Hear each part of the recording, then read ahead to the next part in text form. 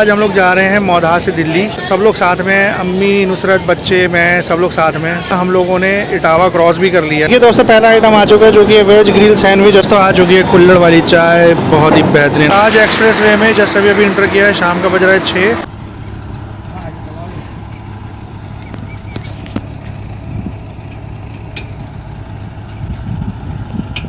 नहीं तो भाई मैं जाके हॉस्पिटल में इसका थॉरली चेकअप कराता हूँ।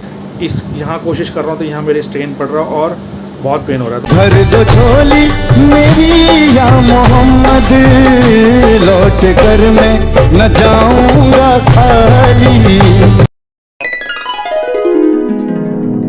अस्सलाम वालेकुम दोस्तों, कैसे हैं आप सब लोग। आई होप आप सब लोग खैरियत से होंगे और ज़िंदगी को भरपूर तरीके से एंजॉय कर रहे होंगे। ओके दोस्तों, आज का व्लॉग बहुत ज़्यादा स्पेशल है क्योंकि ईद जा चुकी है। बट ईद का जो सेकंड डे होता है, थर्ड डे होता है, ये जितनी भी सेलिब्रेशन होती है ईद के सिंगल डे पे नहीं रहती है, ये 2-3 दिन तक चलती हैं। तो इस व्लॉग में दोस्तों हम सेकंड डे, थर्ड डे और आगे आने वाले दिनों के ईद के जो भी है उनको कवर अप करेंगे और इसी कॉन्टेंट के साथ इस व्लॉग को शुरू करेंगे। तो चलिए दोस्तों, इसी सब कॉन्टेंट के साथ इस व्लॉग को शुरू करते हैं। व्लॉग पसंद आए तो लाइक, शेयर एंड सब्सक्राइब। चलिए दोस्तों, लेट्स गो।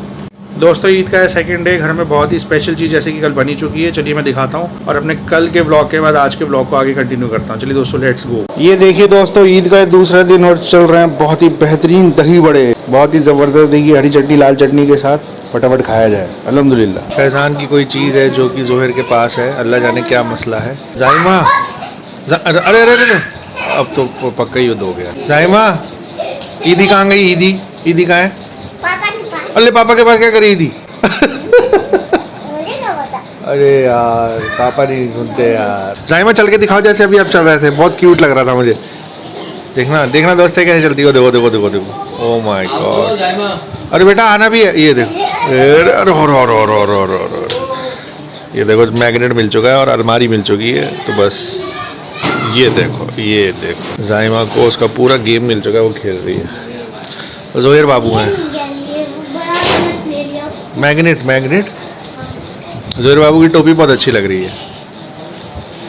वो तो है ही। मैं क्यूट हो आप बहुत ज़्यादा, ये मैंने देखा है। Cute boy you are a. अच्छा मैं आपको क्यूट बॉय बोलूँ? Cute boy, you are a cute boy and she is a cute girl. वो देखो, क्रिएटिव एज वेल। हाँ वो भी लोहे का है बेटा। ओके दोस्तों, तो हम लोग यहाँ पे आए हैं बर्गर जंक्शन में। बहुत नाम सुना था, मौधा का बड़ा फेमस है बर्गर जंक्शन। तो यहाँ पे बड़े भैया, ओवी और मैं कुछ हल्का फुल्का चटर पटर खाने के लिए आए हैं। और ये देखिए कितनी अच्छी सजावट करी हुई है। ईद मुबारक, माशाल्लाह से कितना अच्छा लग रहा है। सेक्शन भी बहुत बढ़िया है और सजावट कितनी अच्छी है, वाह। तो डेकोरेशन में बहुत ही अच्छा ध्यान दिया हुआ है। चलिए हम लोगों ने ऑर्डर किया है, कुछ बर्गर ऑर्डर किए हैं, एक आध सैंडविचेस वगैरह, बाकी देखते हैं टेस्ट कैसा है।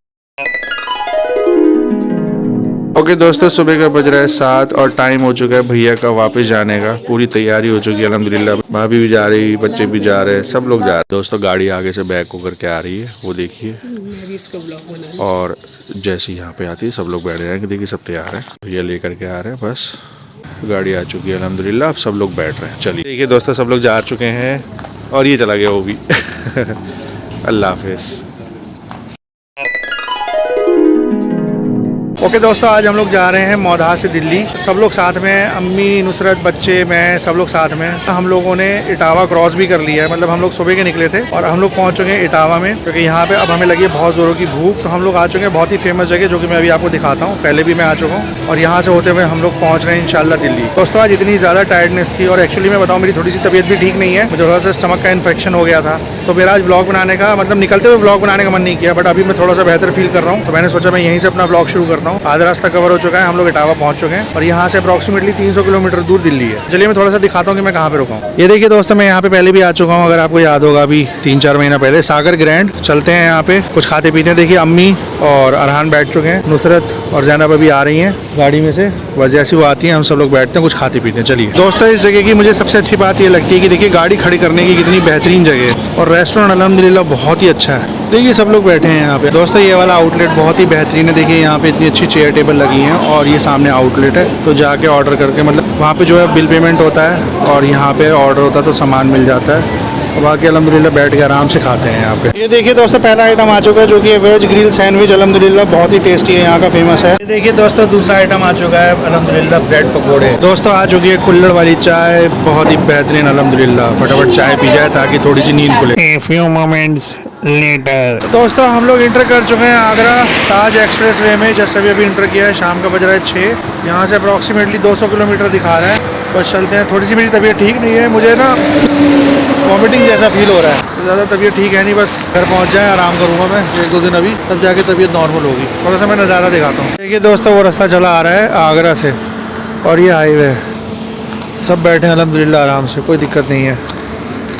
और ये जा रहा है आगे, तो हमें जाना है दिल्ली की तरफ। चलिए दोस्तों चलते हैं। सर में बहुत दर्द है यार।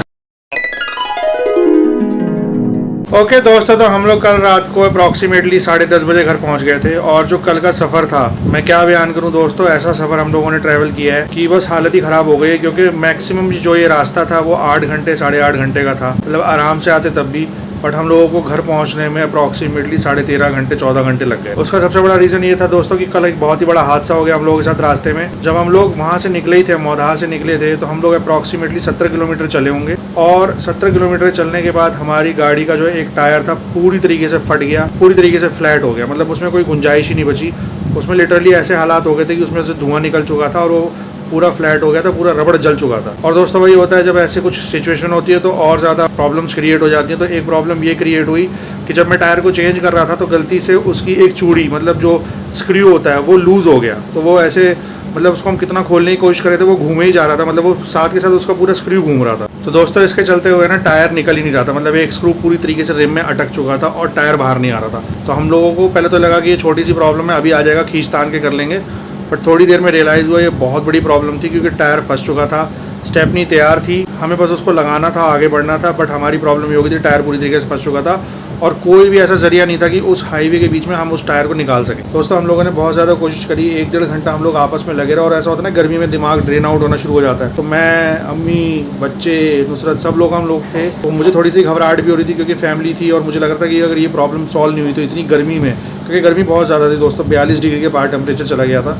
तो इतनी गर्मी में बीच हाईवे में, वो भी बुंदेलखंड का एक्सप्रेस वे, जहाँ पे दूर दूर तक कुछ है ही नहीं, मतलब कोई फैसिलिटी नहीं है। ऐसी फैसिलिटी जो बना रखी हैं जिसका बहुत ही मिनिमम मतलब रोल है, मुझे नहीं लगता कि कोई बड़ा। क्योंकि मैं अगर ये बताऊं कि मैं आगे जाके एक पेट्रोल पंप में गया, जब मैंने वहाँ जाके पूछा कि भाई कोई यहाँ पे ऐसा बंदा मिल सकता है जो टायर का पंचर सॉल्व कर सके, उन्होंने कहा कोई पंचर वाला ही नहीं है। बताओ, बीच हाईवे में कोई पंचर वाला नहीं है। अगर मैं नेक्स्ट टाइम जाऊँगा तो मैं कभी भी बुंदेलखंड हाईवे से नहीं जाऊँगा। तो बहुत ज़्यादा प्रॉब्लम आई।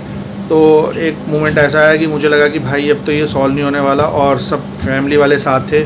तो मुझे अचानक से बहुत ही ज़्यादा गर्मी भी महसूस होने लग गई, और गर्मी के मारे मुझे हल्का हल्का चक्कर आने लगा। और लिटरली दोस्तों थोड़ी देर के बाद ये हुआ कि मैं वहाँ पे गाड़ी के अंदर जाके बेहोश हो गया। 5 मिनट के लिए ना मेरा होश चला गया था। तो अरहान, बच्चे, सब लोग मेरे मुँह पे ना, जब मुझे होश आया तो ये पानी डाल रहे थे कि उठो। इतनी गर्मी के चलते हुए मैं काफ़ी देर तक उसमें टायर में लगा रहा। तो उसका सिम्टम ये हुआ फाइनली कि मुझे चक्कर आ गया और मैं गाड़ी के अंदर ही बेहोश हो गया। तो मैं 5 मिनट ऐसे ही पड़ा रहा, ऐसे ही उसके अंदर लेटा रहा। जब बच्चों ने पानी डाला तो मुझे 5 मिनट के बाद होश आया, और मैं देखा कि ये, मतलब मैं पहले तो मैंने रिकॉल किया कि मैं हूँ कहाँ पे। फिर धीरे धीरे करके हम लोगों ने दोबारा कोशिश करी, और साथ के साथ हमने बहुत दुआ करी। तो अल्लाह पाक ने कुछ ऐसे लोग भेज दिए जिनको मैं फ़रिश्तों से कम नहीं बोलूँगा। उन्होंने आके इतनी हेल्प करी, बड़ी देर तक लगे रहे। मैं वो वीडियो भी अभी इसमें डाल रहा हूँ, देखिए वो कितनी हेल्प कर रहे हैं हमारी।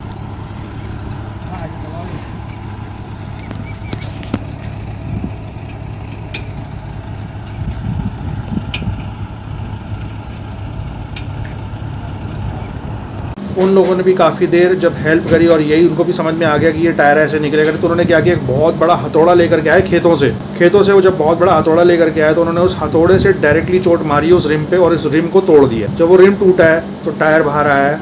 उन्हीं लोगों ने हेल्प करी। मैं तो बिल्कुल ऐसी हालत हो गई थी कि मुझे तो चक्कर आ रहे थे बहुत ज़्यादा। उन्हीं लोगों ने टायर लगाया, स्क्रू कसे, सारी हेल्प करी, और 3 स्क्रू में आउट ऑफ 4 हम लोग अगले पेट्रोल पंप पे गए। गाड़ी चली, धीरे धीरे मैं चला के अगले पेट्रोल पंप पे गया। तो वहाँ जाके मैंने पूछा पंचर वाला है, तो उन्होंने बोला कोई पंचर वाला नहीं, क्योंकि मुझे डाउट था कि इसमें पंचर भी है, बट कोई पंचर वाला नहीं था। फिर उन्होंने बोला 20 किलोमीटर के बाद एक और ट्राई करिए, क्योंकि इटावा का एक कट आएगा। 20 किलोमीटर के बाद आगे गए, जब इटावा का कट आया तो वहाँ पर हम सिटी की तरफ जब हम लोग उतरे हैं तो वहाँ पर थोड़ी थोड़ी दूरी में पंचर वाले थे बहुत सारे। फिर उन्होंने हेल्प करी, प्रॉपर पंचर लगाया, प्रॉपर गाड़ी करी, 4 टायरों को बिल्कुल फिट किया, क्योंकि एक टायर तो फट चुका था, वो तो हमने हटा ही दिया। फिर उन 4 टायरों के साथ मैं अल्लाह अल्लाह करता हुआ सब लोग, हम लोग दुआ मांगते हुए दिल्ली पहुँचे हैं, घर पहुँचे हैं रात के 10:30 बजे। दोस्तों बहुत ही खतरनाक सफ़र था। बस यही दोस्तों, ये इस पूरे इंसिडेंट से हम लोगों ने एक चीज़ सीखी कि आगे कभी जाना हुआ तो हम लोग हमेशा बस को या ट्रेन को ही ऑप्ट करेंगे, क्योंकि बहुत आसान सफ़र होता है, आराम से खाते पीते लेटते बैठते जाओ, कोई दिक्कत नहीं होती। और सेकंड बात ये कि अगर रोड से भी जाना हो तो बुंदेलखंड एक्सप्रेस वे से मैं कभी नहीं जाऊँगा, बड़ा ही सुनसान है वो।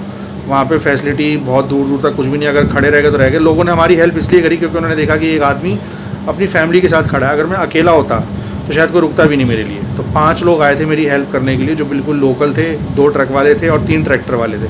5 लोगों ने, मैं उनका इतना शुक्रिया अदा करूँगा, मतलब वो मेरे लिए फरिश्ते से कम नहीं थे। उन्होंने हेल्प करी और हम लोग वहाँ से निकल पाए। तो चलिए दोस्तों, एक सफ़र ऐसा भी, बहुत कुछ सीखने को मिला इससे हमें, और इम्पैक्ट भी बहुत सारे हुए। गाड़ी को कैसे कैसे करते हम लोग घर आ गए सब लोग साथ खैरियत के।